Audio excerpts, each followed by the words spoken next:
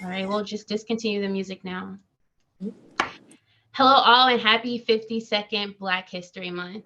I'm Dr. J. I'm the founder of Our Generational Health, and I'm joined by my co-founders, both here on this call as well as on this panel today. Our Generational Health is an organization of medical students and resident physicians committed to empowering our community through education and awareness. Our mission is to create a culture that welcomes and openly discusses medical care so that our communities can prosper throughout these generations, creating what we call generational health. In lieu of Black History Month, we decided to touch on a topic that is uncomfortable for many, but very important to all. Today, we'll have a frank and casual conversation discussing racism in medicine. It'll be tough, it'll be nasty, but it's really important to know the history so that we can change the future. Today, I have our host with me, Tiandra, who will serve as the MC, if you will, to just drive the conversation for us.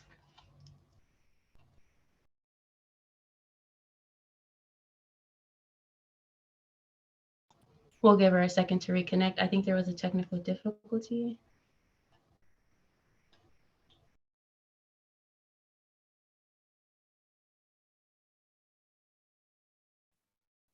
While we are waiting, Alicia, you made me host instead of Kashari, I believe. Okay, that was purposeful. Okay.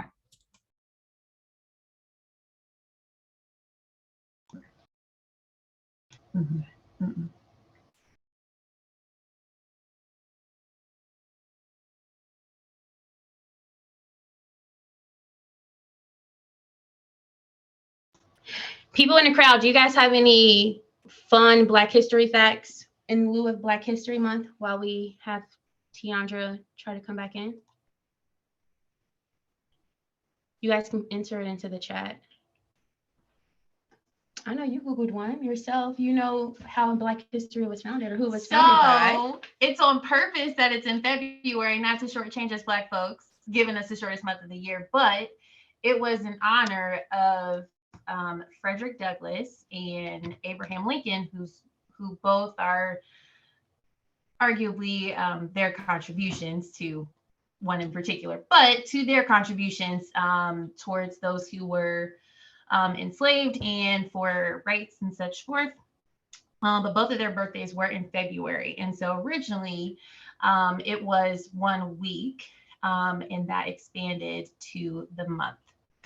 But the week was to straddle kind of both of when their birthdays were to give recognition and time to honor our culture. Awesome. I didn't see any entered into the chat. Are you guys being shy while we're being awkward? I'll just start the conversation. Did she? I know that Tiandra wanted to touch on something special. Identity is very important to us, and in lieu of Black History Month, we kind of wanted to identify ourselves on the panel.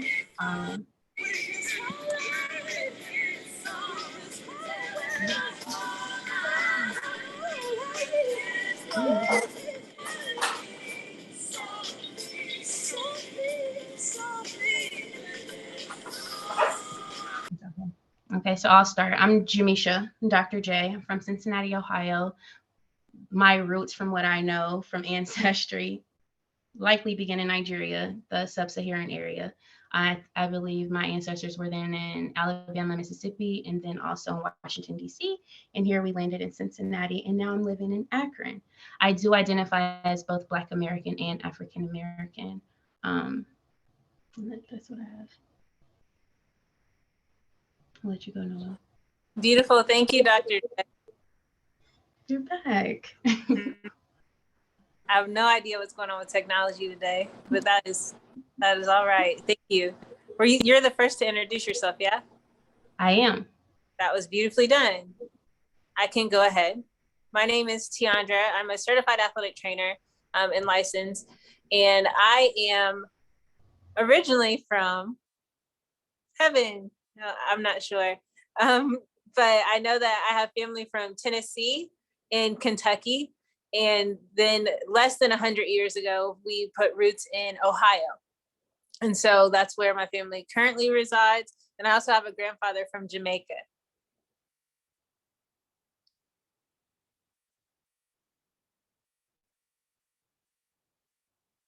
Who'd like to go next?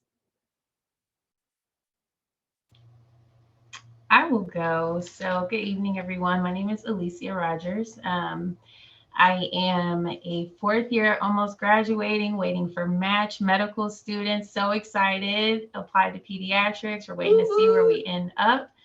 And connecting to my roots. So I am not sure, but I will credit some roots that I know. So my mother is from the East Coast, DC area, and we have like kind of a specific area where our family has lots of land. It was called Pelham Town, and it's still honored as such. And as well, my southern roots from my father in like very deep South Alabama, Mississippi area, as well as some traces of Native American origin. I also identify as African American, Black American.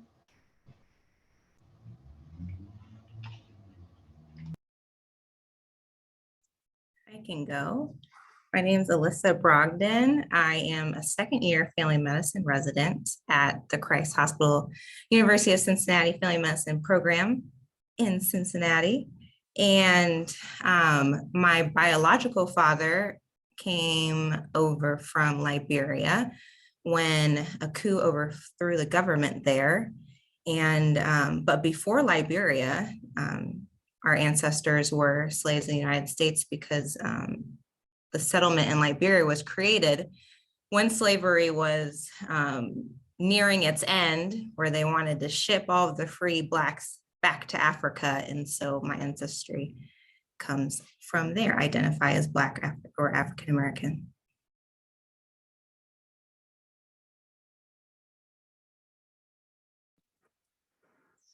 I can go. Hi, everyone. My name is Sade. I am a second year neurology resident at Kettering Health. It's in Dayton, Ohio. I am actually originally from Ethiopia. I was born and raised there. I moved here when I was 15, and I have lived in DC and then Ohio for the past 10 years. Most of my family is still in Ethiopia, and then I have a few family members here around the Washington, DC area, and then I have some siblings that live in Europe as well. Right now I call Cincinnati home, and I've been here for a few years, and I also identify as Black as well.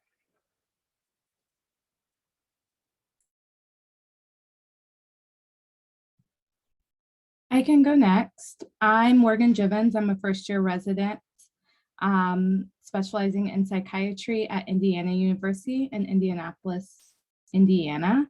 I'm originally from the Dayton, Ohio area, but my parents are originally from Georgia, Savannah, and then Atlanta area. And so I do identify as Black or African American. Thank you everyone for paying homage to your personal heritage. I think that's really important in Black History Month, and without it being Black History Month, it's important to pay homage to who we are and where we come from. So like I was saying in the beginning as an introduction, this is a comfortable living room style conversation. None of us are proclaiming to be experts of Black medical history or medical history as it involves racism. However, we see the need and the opportunity to have a conversation about what we know, our thoughts, our experiences, and where we hope to move in the future. And so with that being said, some of the topics that we're going to talk about may be a little difficult to hear. This will be interactive, and so we will open it up for you all who are attending with us to have the conversation with us as well. I want to start out by paying homage to Harriet Washington. Harriet Washington wrote Medical Apartheid, which is a book that many of us have read, many of us have struggled through, and we give a lot of respect to, because this kind of pins a lot of our history as it involves medical education, science, and history in America.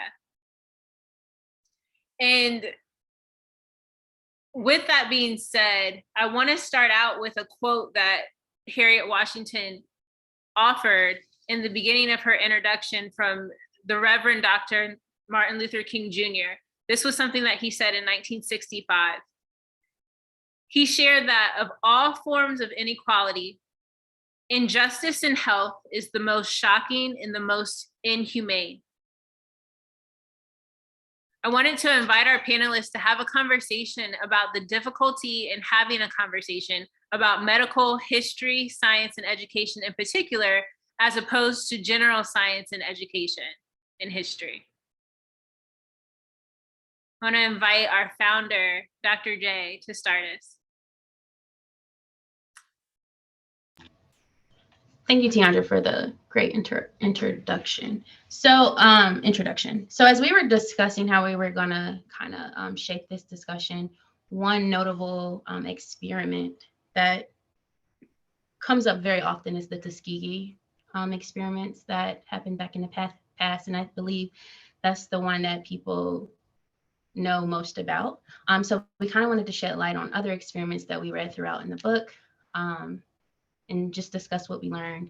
I will say that in reading this book personally, it was a little traumatic. And I'm saying that to say that, again, reiterating, this conversation will be tough to hear and tough to learn about. I believe we will be starting with how racism evolved, what it evolved from. And we did have a presenter on the board who did want to elaborate on that.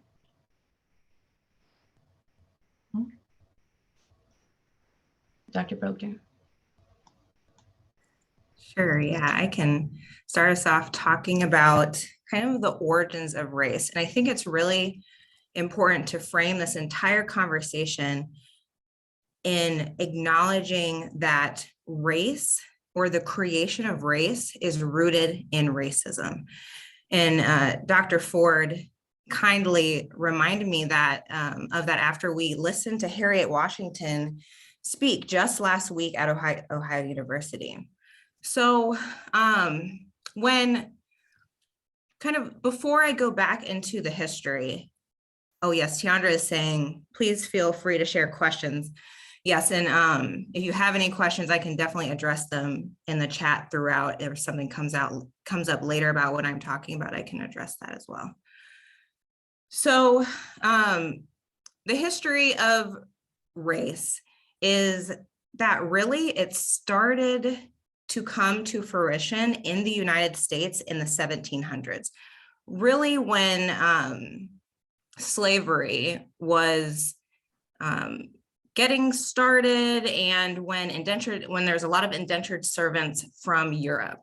And they started to realize that indentured servants and Black African slaves were kind of at a similar level in the way that they were being treated, except for that the white indentured servants could potentially get their land back or get land that they were promised by coming and working it off. Black slave, they could not get that. So when there became less land available, the white indentured servants were becoming angry, and they started to team up with African slaves and create rebellions. And so one of, I'm sure a lot of you have heard of Jimmy Lynch laws, but those were psychological tactics to kind of break down the Black body and make Black people more submissive. In a similar way, they wanted to separate indentured servants from African slaves. So in order to do that, they tried to separate people by how they looked and create more of a caste system. And as you can imagine, that's kind of where the origins of race and differentiating people by their physical characteristics began. It's important to know, though, that race is truly a political structure. Race cannot be stratified biologically, often like we use in medicine and how it's been used in science for centuries. So throughout American history, there's been a fluidity of race. Back in the 1700s, you could have one drop of African blood and you were denied all of rights, or you would be a slave. You know, in 1910, you might only need 1/16 of African ancestry, whatever that means. You were denied rights. And then you could cross state lines and it would be a different story. So that kind of clues you into how race is really just made up by the powers at be, who's in power at the time, in order to divide the community and oppress some and lift up others. It is very important to know that thanks to the Human Genome Project, 99.9% of all of our genetic material in our bodies is the same. Okay, we know, and we only found this out officially in the year 2000 because of the Human Genome Project, but human species cannot be stratified along racial lines. Now, when I first heard this at an AAFP conference, Academy of Family Medicine, I didn't fully understand that. So to kind of break that down a little bit more, what that is saying is that, so for example, if you put all the people in Ohio on a colorblind island and all you could do was map out their genes, you would not know who was Black, who was white, who was Asian. And often you couldn't even stratify them by common ancestry. I know that will bring up a lot of questions because of ancestry.com and a lot of things, but that is a different discussion. So if we know that the human race cannot be stratified biologically, why have we used it in medicine to create categories to make certain groups at higher risk of things, like African Americans being higher at risk for diabetes and heart disease and certain cancers? This is because racialized bodies incur biological consequences. So the health disparities that we see in present day have been because of socially and politically produced systems that create these inequities. Now those populations have increased health problems. Have all the statistics that Black people are more at risk for this and that. And it's not because they are Black, it's not because of their skin, it is because of the social and political inequities that have been placed upon us for centuries now. So in summary, when thinking about the history of racism, it's politically produced, it's a social construct. And am I saying that race is not real? No, race is absolutely real because we've made it real in 1700 and have the consequence that we do today. So when these other doctors are going to be talking about experimentation on Black people, it is all framed in this racist context. It is all to power the political system at the time to show that Black people are inferior, and to fuel the political agenda in order for the powers that be to make the decisions and have power over people over time. We still are seeing it today, as Harriet Washington lays out in her latter chapters. And we want to bring that to your attention, but we also want to show you the side of hope that we're acknowledging these things. We know it's happening. We went into medicine to deconstruct this and to create systems of equity in the future. Well said.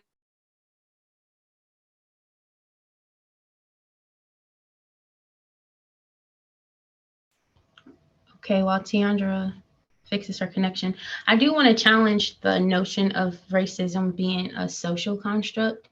I think initially it probably started that way, but it kind of became an economic construct, especially when you think about the idea of redlining, which happened not too many years ago, but also continues to happen today. There's this famous Chris Rock joke out there. He said something about MLK being like a non-violent person, but when you think of the MLK Boulevard, it's usually in a violent area. And I think that speaks a lot to redlining itself. For those of you who don't know, redlining during the Great Depression, I believe it was President Roosevelt, he wanted to make housing affordable for people. And so he signed this bill, which created the 30-year mortgage payments. But within this bill, it gave people permission to exclude Black people. And in doing so, they created a map. I think they did it in a way to help secure the payments of the mortgages to make sure people would pay it back. So when they created the maps, the green would be like the people who are most likely to pay them back. I believe yellow was like the middle class people, and then red was the areas where predominantly Black people lived. And so when you think about redlining and the things that come with that in regards to medicine, I believe everything stems from our current oppression in where we are today stems from the redlining. And I can tie into that later on when it's my turn to speak, but I'll hand it back over to Tiandra. Oh, that was great, Dr. J. I was just gonna refer back to the book. It says, and because Alyssa mentioned this, so it says Blacks are dying not of exotic nor genetic diseases that target only them, but rather from common illnesses and ailments that are more often prevented and treated among whites than among Blacks. And so that actually goes into what you were saying, Dr. J. It says mounting evidence of the racial health divide confronts us everywhere we look, from double Black infant death rates to African-American life expectancies that fall years behind whites. Infant mortality of African-Americans is twice that of whites, and Black babies born in more racially segregated cities have higher rates of mortality. The life expectancy of African-Americans is as much as 6 years less than that of whites.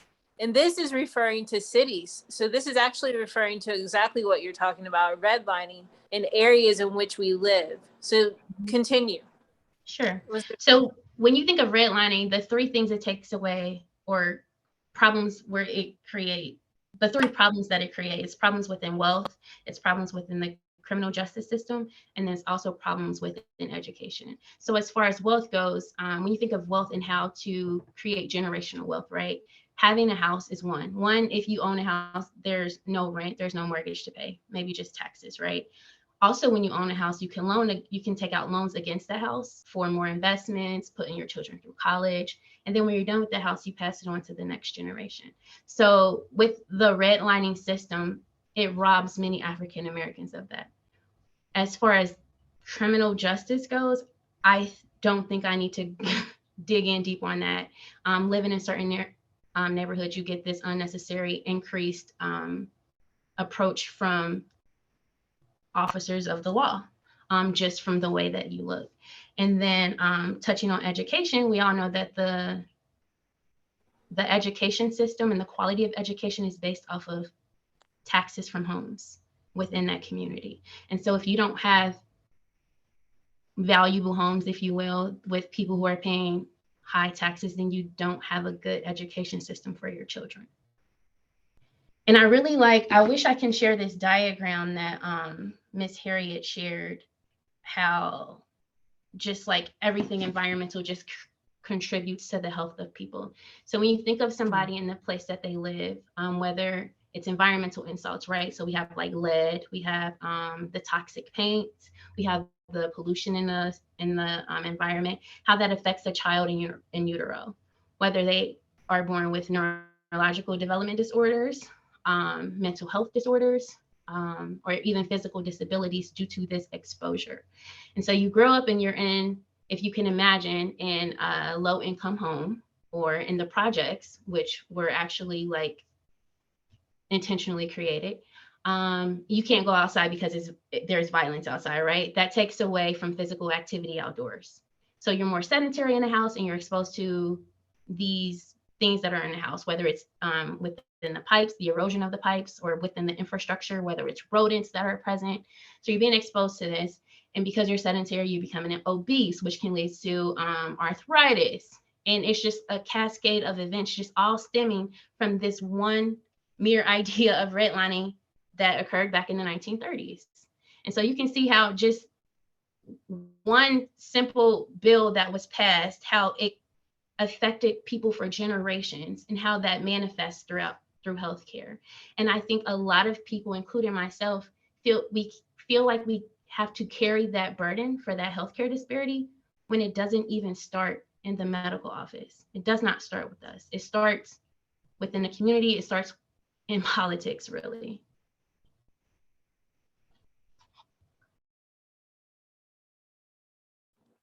Yeah, thank you for that. I think this is a opportune time to segue back to the discussion about research and Blacks in research and what that has looked like medically. Dr. Rogers, student Dr. Rogers, would you mind?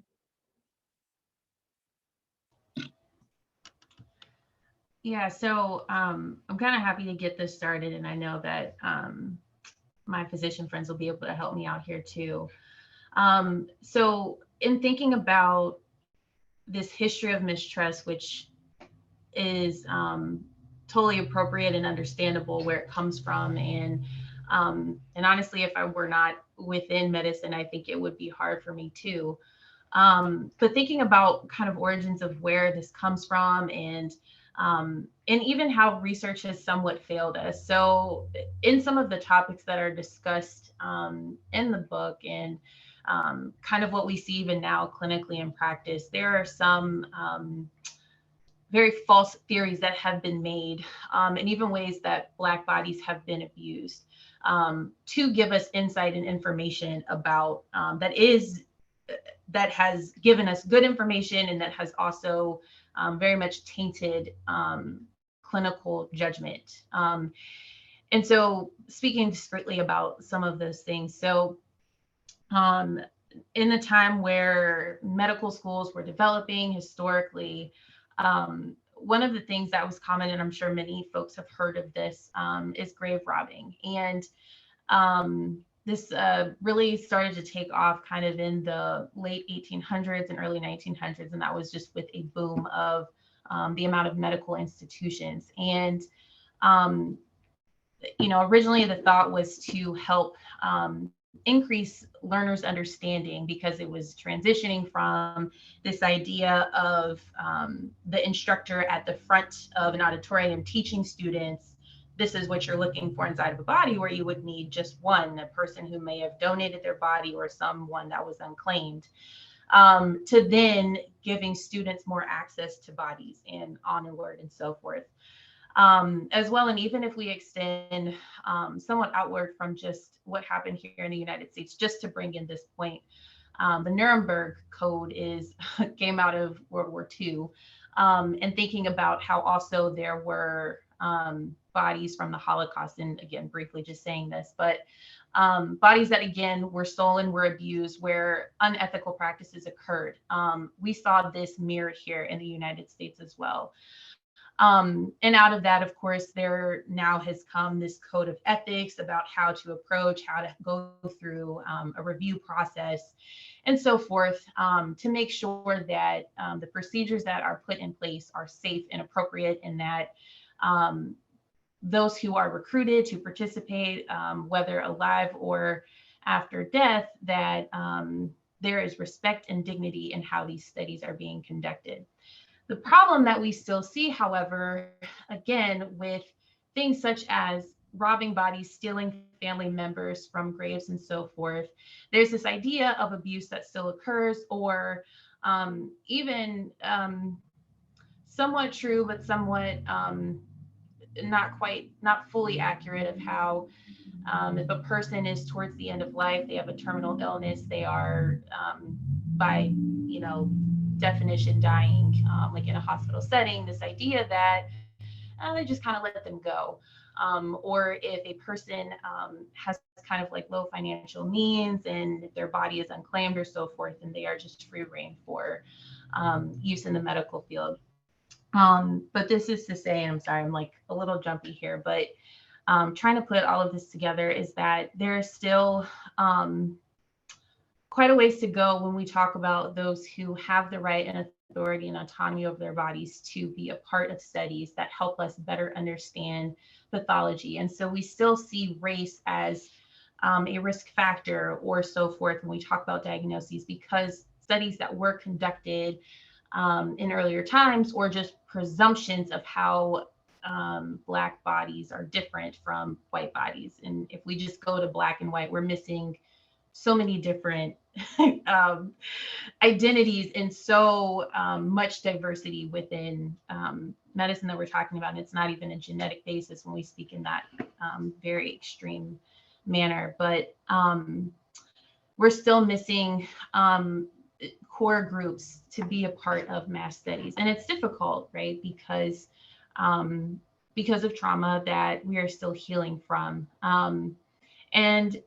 And I think there's something important to say that, with the pandemic and so forth, there's been greater attention to this, and how there was such a push to talk about the differences among different populations and how we were seeing these effects. And I think it was so helpful that we had Dr. Kizzy, who was a part of Moderna in creating the vaccination, and just her incredible research as a microbiologist. But there's still just so much more to go, and there's certainly an understanding of where we lose such a poor population in correcting very wrong algorithms that we see, very wrong approaches in medical decision making, because the way that so many ideas were created started from a time where Black bodies were not humanized.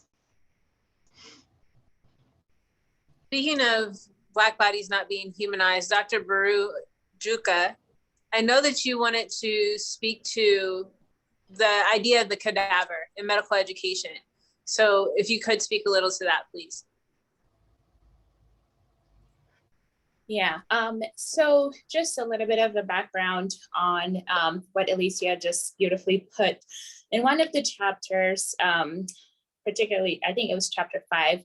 So one of the quotes that really stuck with me was that Black people's bodies, not only through robbing graves and actually using our own people to rob graves, and then somehow ending up in like on the bench of a medical school without allowing their family members to make this decision, and or the patient themselves without making this decision. She quoted where this experimentation in our body was kind of an extension of slavery into eternity.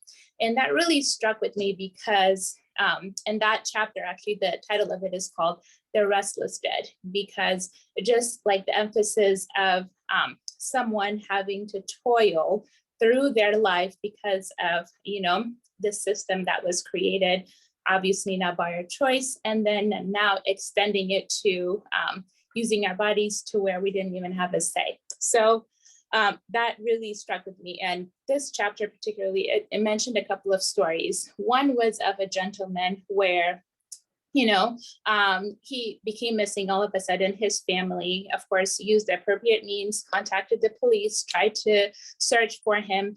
And the police did the bare minimum, didn't even look for this man, while actually he happened to be intoxicated. The police was actually the one that took him to a detoxification center, and then he ended up becoming ill, ended up going to the hospital. And throughout all of this system, even though his family reported him missing as soon as it had happened, nobody really did their due diligence, because obviously they didn't think to take it up on themselves that this is something that they should look into.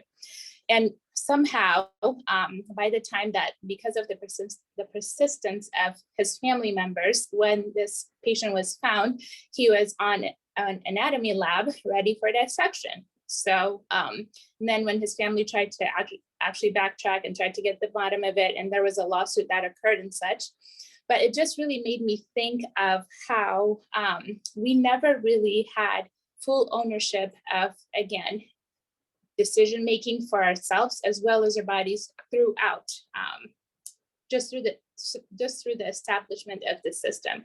So I really want to discuss how, that not only created, contributed to the disparities that we see now, because people knew not only if they were ill and went to the hospital and something went away, they probably may not really be returned to their families to be properly buried.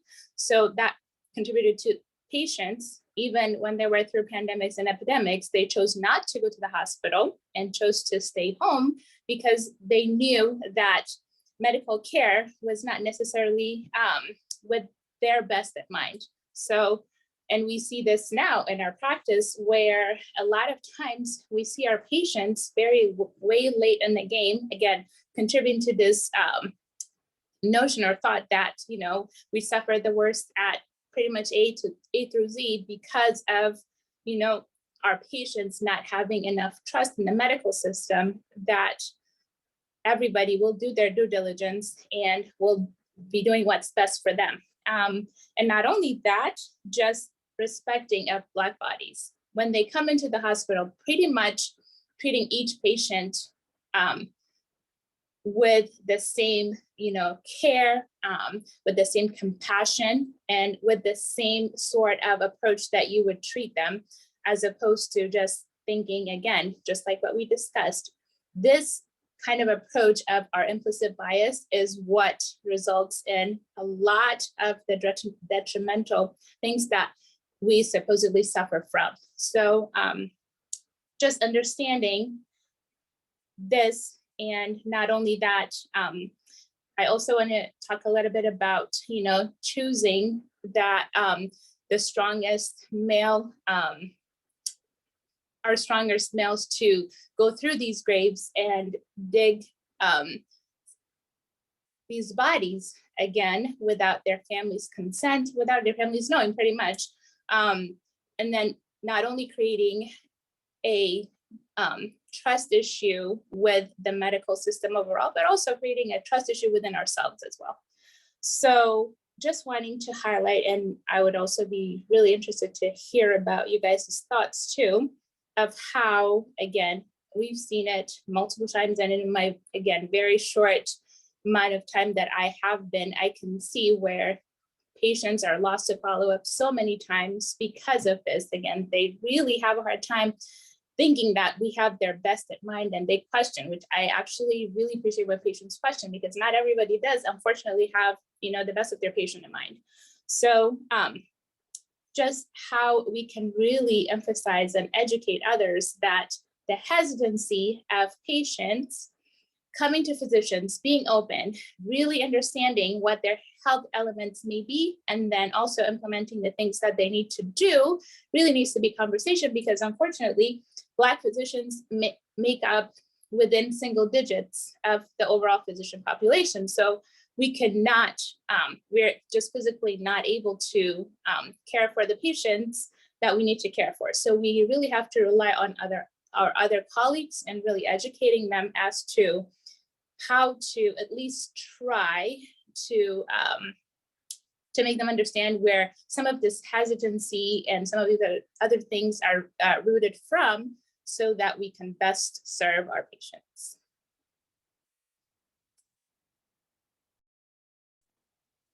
Thank you, Sade. That was very passionate, and I really appreciate that. And I wanted to actually bring this home and make it a little more practical for our experiences. I personally, when I was a medical student at OU, I was so honored to have the opportunity to learn from a cadaver. And I want to be completely transparent with that, because reading chapter 5 of Medical Apartheid was difficult. To understand that I could potentially be, it's not even a potential. I am benefiting from a practice that has a somber and criminal and harmful origin. understanding and reading about the number of medical schools and how the number of medical universities increased, and it drove up the need for cadavers, and how the majority of cadavers that were studied on were from these poor Black bodies that didn't have the option, and often criminal, who were said to be criminalized Black bodies who didn't have the option and who were persecuted to not only die one death of hanging or lynching, but to die a second death of dissection on a cadaver table. And so I want to look at this concept of being a cadaver. Is it persecution? Is it honor? Or is it access? I actually personally thought about, and I've shared with my mother a number of times that I wanted to be, and I say past tense now, wanted to be a cadaver. I was so excited to be donated to science because I saw the beauty in learning in that concept. And attending the ceremony that we have at the end of the year for our cadavers who were donated, for their families to memorialize them and to honor them, I thought was a beautiful tradition. Little did I know the history. So can anyone else speak to that experience and that thought?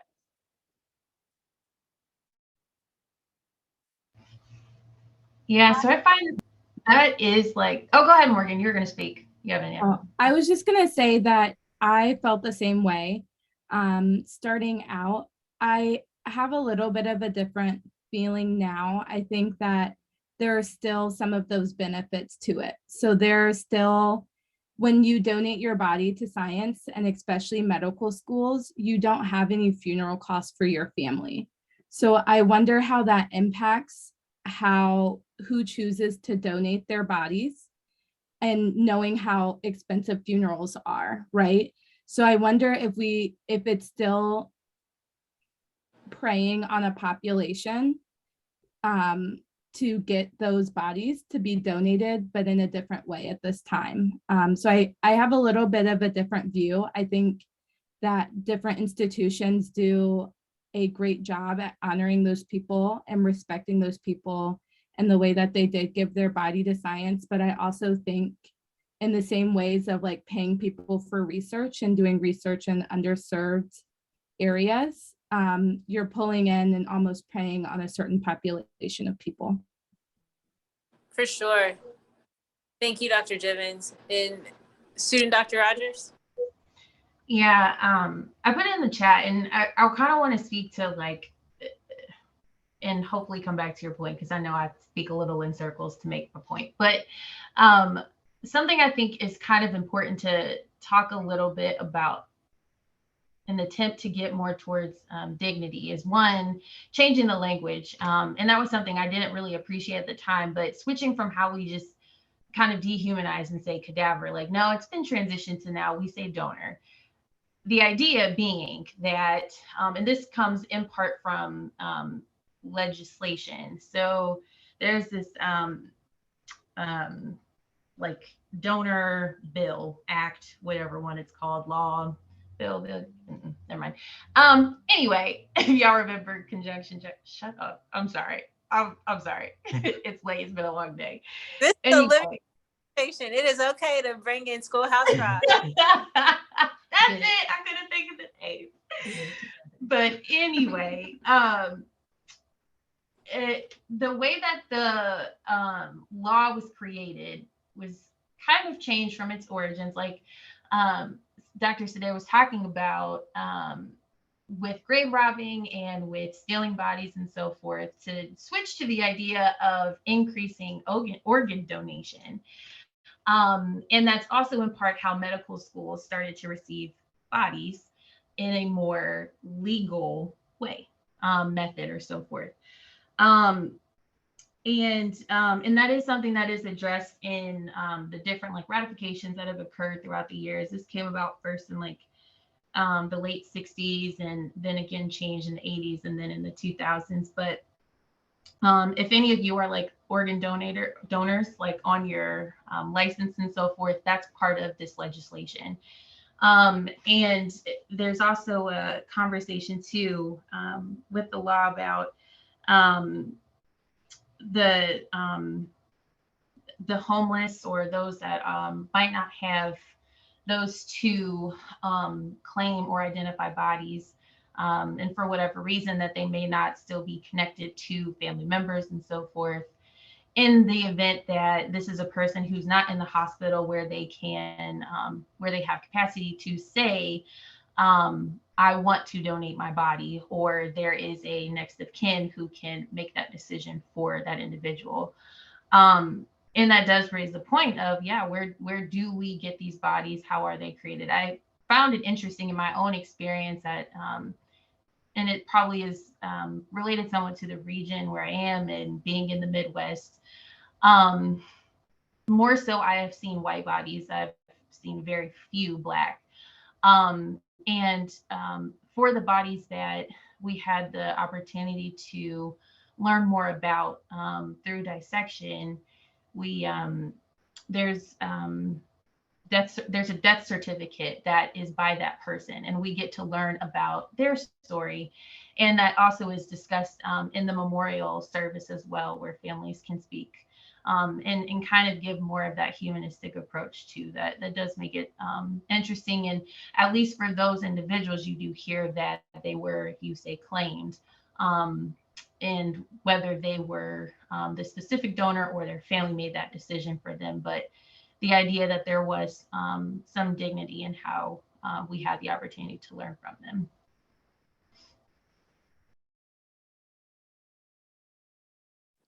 Yeah, beautifully said. Thank you. I just wanted to say just one more thing. When it comes to the topic, I think, as you said, Tiandra and everybody else, I was definitely extremely grateful to have learned from those that donated their body, because as we are right now in terms of medical school, we're not, we don't have the technology to be able to learn anatomy in other ways. So extremely grateful, but I think it all goes towards intent of, again, how these bodies were donated, what kind of discussion was had prior to either the patient or their family member choosing to make that decision of donating their body to science, and also them knowing throughout what is going to occur and clear. And then if through all of that discussion, if they were able to, really make that decision to do it, I think, of course, that's a respectable choice, but I think it all comes to how all of that was achieved.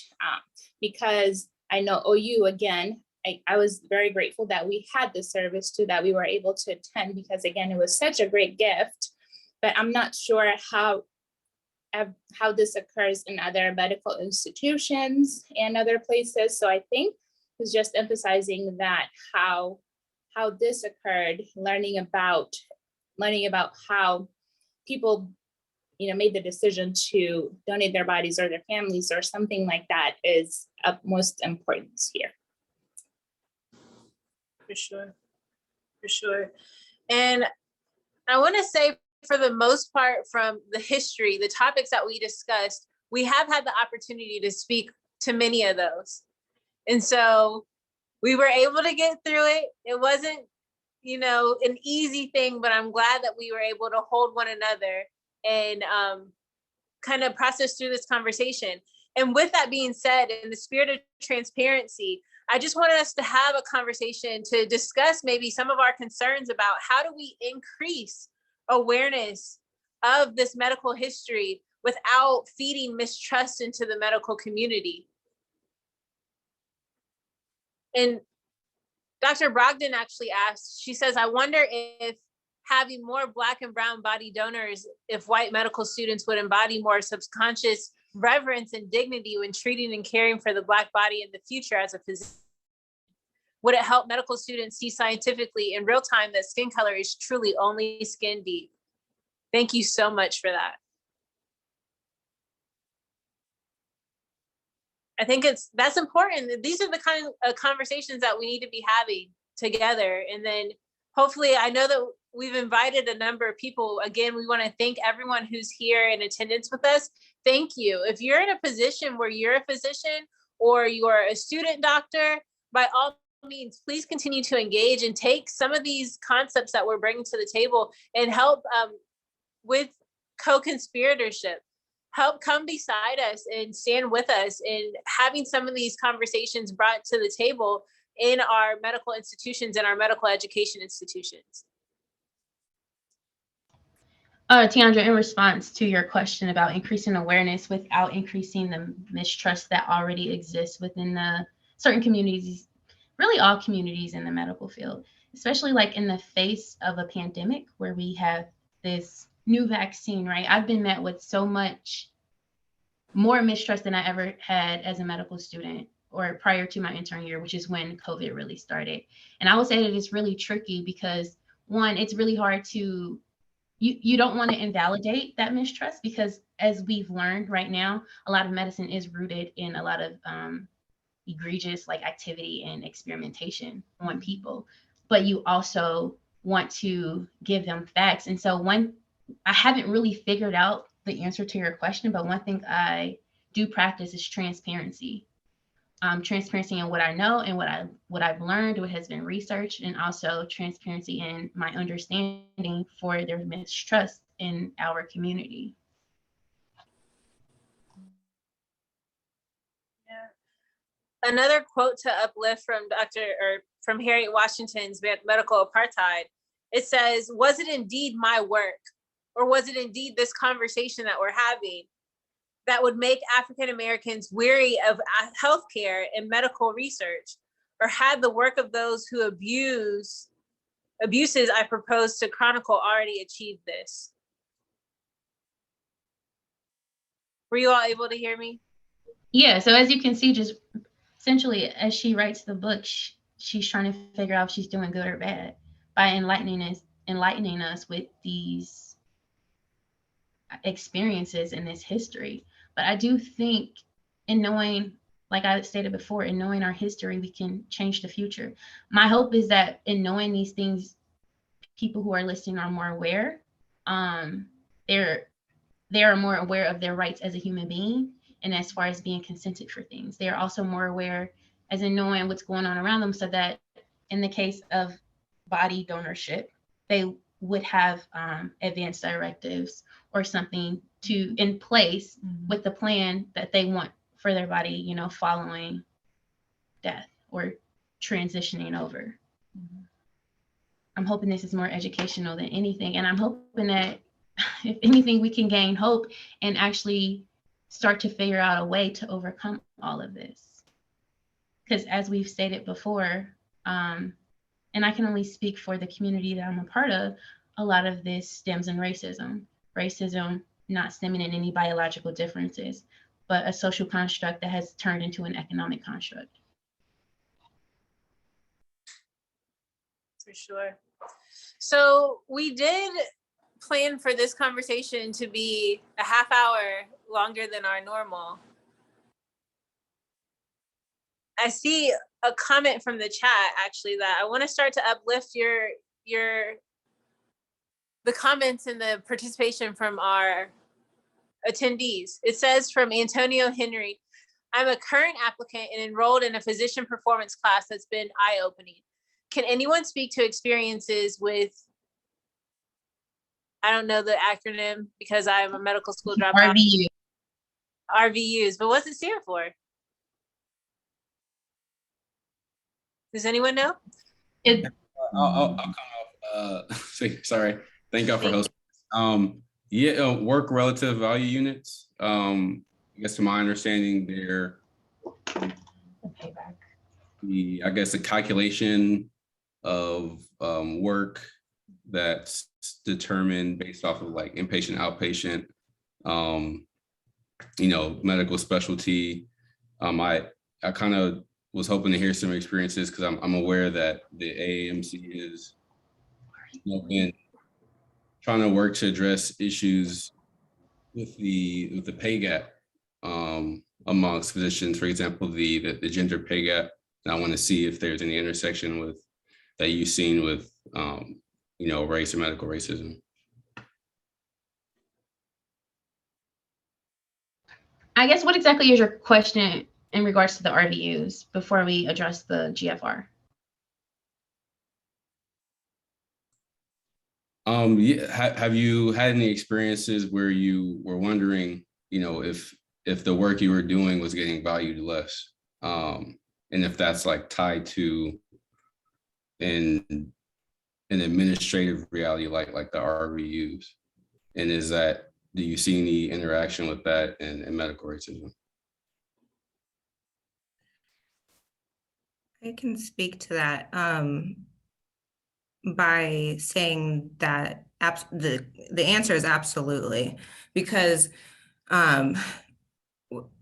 when we think about the people who are most disadvantaged in this country, most of them are going to have Medicaid or be uninsured. And so Medicare is only, when you see a Medicaid patient, it's only reimbursed 30% to the dollar. I think that's correct. And so for example, if I'm working at an underserved practice and most of my patients are Medicaid, that is a smaller profit that my clinic is making and a lesser incentive for physicians to even work there because they're not going to get paid as much because there's just more overhead and less money coming in. Also, when I would be sending those patients out to specialists or referring them out, it's less likely that those specialists are going to take those patients, or they're only required to have maybe like 50 Medicaid patients flat out that they have to see, mandated by whoever. So because of the social barriers of getting to appointments, if I refer those patients to specialists and those patients don't show up, those specialists are dinged for that because it's less of an RVU, and specialists make all their money on RVUs and just being able to see a lot of patients and do a lot of procedures. So yes, seeing patients with a lot of comorbidities and on Medicaid or uninsured absolutely affects care and access. And to answer your question about the GFR, for those who are not in medicine, GFR is the glomerular filtration rate, which basically tells us how the kidney is functioning. I've actually looked into this because previously there was a difference between, like, if you were African American, you had a different under the labs, it would say like your GFR, but if you're African American, this is your value, and it was always a little higher. I haven't gotten a clear answer as to where that came from in history. I have heard a bunch of rumors. I have not found anything to support it. I will not dwell on that today. However, I will state that it has affected us because if the GFR in general is based off of your age, your race, your creatinine levels, and maybe something else, I don't know. But knowing that we're all the same at a biological level throughout race, what it really did to Black people was kind of delayed treatment. And it may not have been by much, but the fact does stand that we delayed treatment. Because if I'm giving you a GFR value and we're treating it once it hit a certain number, if they give you an African American number that's higher, you're not going to get treatment at that level. Your kidneys are going to have to die a little bit more before they treat you or before you get on the donor list. Yeah, exactly. And that's been a big issue with kidney transplantation in African American patients because of this GFR value. And it's based off of a serum protein, this study that was not well done, again, what we kind of talked about earlier, but it's based on the serum protein called renin, which the body releases. And in this very old and outdated study, what researchers found with a small population of Blacks versus non-Black people, that there was this perceived lower level. So the thought that the body would produce less of this like stress response essentially. and activate the body's ability with blood pressure. It causes effects of all of these different systems and ideas. So, and as a result, like it's also led to other issues as relates to like heart medications, so blood pressure medications, and how Black people are thought to have better results of blood pressure changes and bringing those down with certain medications versus others that are actually shown to have better all mortality improvement of the heart and of end organ damage that can happen. All of these things interrelated. You're talking about the heart, you're talking about the kidney, and ultimately survivorship. It's a false theory, it's incorrect, and there is hope in this to say. So there's been this huge study by the New England Journal of Medicine, which is like the premier journal in medicine, when we talk about proven research, evidence-based medicine, and how to approach patient care. That is actually looking at a different protein in the body. It's called cystatin C, and it is found to be actually a more efficacious measurement of kidney function in general, and it is not. It has not been studied in a segregatory approach.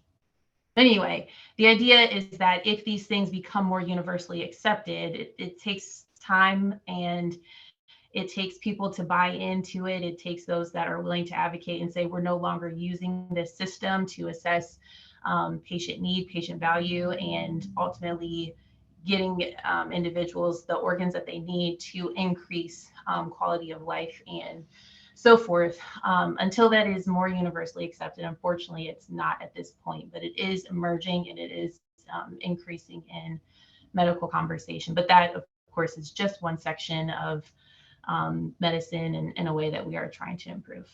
I will say that the nephrologists that I work with, and as well as my colleagues, we just go based off of the GFR. Mm-hmm. And I say that to say that in learning the history of this, people in the nation have been able to rile up enough talk to have it change. So things are changing, to my point that knowing the history is important to create the change. To answer your other question about the RVUs, my attending is actually on, and she did comment. So as residents, we're not too well versed within RVUs, and Alyssa was absolutely correct. But to answer your question, RVUs are based on codes, not reimbursements, if that answers your question. They're based on codes that get billed out to the billing company. If you're a med student or resident on the call and you are using GFR, the most accurate to use at this time is CKD EPI, and you can use that on the website. MD Calc has not yet. They have a very wishy-washy take on this, and you can have the option to not choose race, and you can have a range, but the most accurate and what the Society of Nephrologists or whatever they're called is recommending at this time is CKD EP1 or EPI. Thank you all. That does answer my questions. I wasn't aware before of like the downstream effects of either the right referral process and like why specialists would choose one patient or the other, as well as the GFR implications. So I appreciate that. Thank you for your question. Is there anybody else? And you don't have to be a medical professional. You don't have to be a medical student. Does anybody else have any questions or comments? Like, we want to invite you to discuss some of these things that we've talked about. And also just to make a point, because I know we were talking very science heavy, very medical society heavy. For those that are patients that come into clinics and so forth, this is all to say that these are things that are yours to push back and challenge. And if you, at any point, if it seems as if care is not adequate or you're becoming increased. It's just a way for you to be more empowered about the choices and be more involved and engaged in the choices and recommendations that are being made for your health. So, you know, whether you remember what GFR is or cisplatin or CKD, EP, blah, blah, blah, like that's not necessarily the thing to take from this, but it's more to say that here are some letters that you can go Google later, but to say, you know, I'm aware of this process and I want to be more involved and engaged and more proactive about how my health can be cared, how my health can be monitored and so forth. So where all of that is stemming. I would like to just follow up the comment that is in the group that just speaks to Vanderbilt removing race as GFR. There are actually more hospitals recently that are moving towards that way. While there is more research going on about what is the best way to process it, a lot of places have been removing race in their calculations, and especially with the statistical backing of people of color getting kidney transplants versus getting put on dialysis. So Black men are more likely to be put on dialysis versus being recommended to a kidney transplant because kidney transplants are based on GFR. And if your GFR is not low enough, then you will not be referred for a kidney transplant. And so if you miscalculate or inflate someone's score, you can really prolong their care, like, and essentially not give them the correct care that they need. So there has been a lot of push in a lot of hospitals to remove race, and I have seen multiple articles on multiple medical facilities that have now been removing it due to this issue. So there is like hope and light at the end of the tunnel on some of this stuff.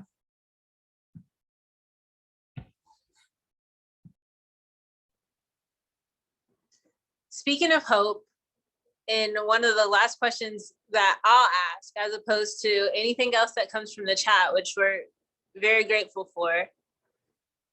This year, or last year, racism was defined as a public health crisis by the American Medical Association. With this being stated as a public health crisis, what is our hope for what that truly means for medicine in the future? Can anyone speak to that? I don't like that they deemed it a public health crisis because I feel like everybody wants to put all their resources into healthcare when race is the issue with this healthcare crisis. It just so happens that it's manifesting throughout healthcare. As I mentioned before, so when you think about the health of a person, right, the holistic health of a person, there's only so much we can do in our office. But things that contribute to healthcare that's not in office, money, insurance, transportation to and from doctor's appointments, diet, does this person live in a food desert? Do they have access to healthy foods? Occupation, are they able to call off work to come to the doctor's office? And then the environment, as I alluded to before, with the environmental insults and the toxins in the air, the violence we're exposed to outside, and how that can just cascade down to a poor healthcare outcome. I don't like that.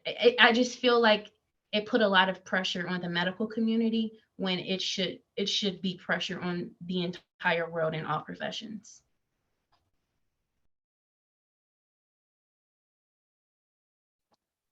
Sure. I agree. I was going to say, I agree with that statement. I feel like by saying it is a public health crisis, however, you are including all of those things. I feel like saying it's like public health includes things like housing, access to healthy foods, and all of those things that we bunch into getting people good care. So when someone comes into my office, I get them for that moment in time, but public health is like out in the community making sure they're getting all of these other things. So you have like programming to decrease infant mortality, or you have programming to get people healthy foods or to decrease food deserts. I feel like all of that is rooted in public health. And so I feel like that is why that's so fitting. For all the reasons that you said, I feel like those categories fit under public health of things that need to be addressed.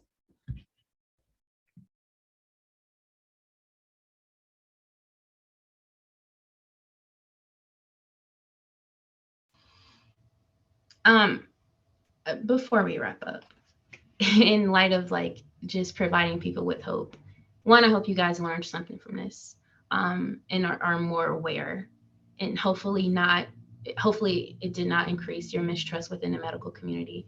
But also, I just hope that you felt empowered by this to know that the change isn't just within the medical community. It's not just within the politicians, but it's actually within you. I said as to say to go out and vote, go out and be a part of these councils within your community, call your senators and legislators, and just be involved. And Mrs. Washington, the author of Medical Apartheid, when she presented last week, she did suggest one thing that we can do, I guess, on a medical level within a medical community, but is to invite people into the hospital to be on these boards as we make policies surrounding the healthcare within the community. So if you're not in healthcare, I urge you to try to get involved and try to make a change, because even though it ends here and we see it manifesting here, it doesn't always start here. I also just wanted to say that, this topic is such a big and important issue. We actually had so many other topics that we wanted to just like open up to conversation. But obviously, if that was the case, we would be here for God knows how long, and it's going to be a long day for everybody. But just to continue this conversation amongst ourselves, because as some of my colleagues have opened up, I am such in the early stages of learning that and I recognize that, and I think it's important to recognize it. So sometime earlier this week, my hospital actually had like different images of like Black pioneers for Black History Month, for example, who was the first African-American physician that actually went to medical school, and some of the people that, really contributed to important discoveries and inventions and things like that. And I was kind of shocked within myself that I did not know half of them. And then I said, this is a big learning opportunity for me. And just as that, I just want to say that I am continuing to learn. And I think we should just continue to hold ourselves accountable to knowing that we don't have, we may not have all the answers, or we may not know, we may not even know how to approach some of the topics. But I think if we continue to have this conversation and even acknowledge that we don't know, even when it comes to medicine, there's so many things that I don't know, and even be open with it with our patients and know, let's have this conversation. I may not have the answer, but I can try to find the answer, and we can kind of like reroute and get to this topic again, and those kinds of things. I think that is important. And then also just learning to, even with this organization, kind of like you guys and, everybody that is on this call right now, contributing to what sort of conversations that we should continue to have that would be helpful to you all, and also holding us accountable, holding all of us accountable to learn, I think is important too.